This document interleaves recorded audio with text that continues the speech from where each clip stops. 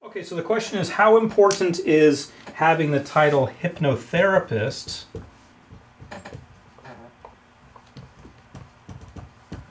versus hypnotist? And how effective, how much does it matter in your marketability? Well, first of all, beyond marketability, you've got to realize that there's a whole legal discussion going on about this. In fact, in some states, they don't like the word therapist at all. You can call yourself anything therapist, and they don't like it. They're not going to be very happy with it at all. They're going to come after you. So hypnotist gets you out of that. Gets you out of calling yourself any kind of therapist. And you may say, well, I'm not calling myself a therapist, I'm calling myself a hypnotherapist, for goodness sakes. And I agree with you. I call myself a clinical hypnotherapist, and that may change over time.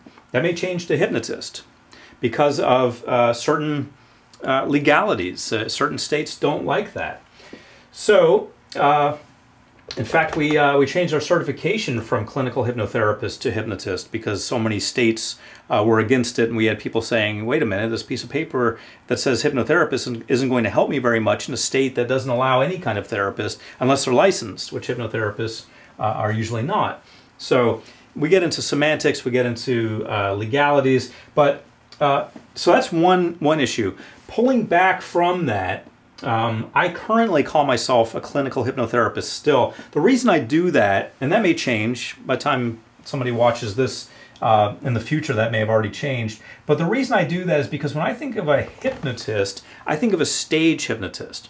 I think of someone who is getting people on stage and getting them to do funny things for entertainment purposes. When I think of a hypnotherapist, I think of someone who's in a clinical setting with someone, sitting down in a chair and helping them change something, overeating.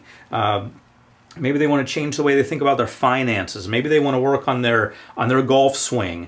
Maybe they want to stop nail biting. Something that's in their mind that they want to change. They don't want to cluck like a chicken and talk into their shoe like it's a telephone, or do funny things in a stage hypnosis show, which are fine, but that's a stage hypnosis show. So I like to distinguish it from that by calling myself a hypnotherapist. So for me, I've always thought for my marketing purposes and branding myself purposes that hypnotherapist was the way to go, so that I'm not getting people confused and having them think that I'm going to have them do funny things on a stage.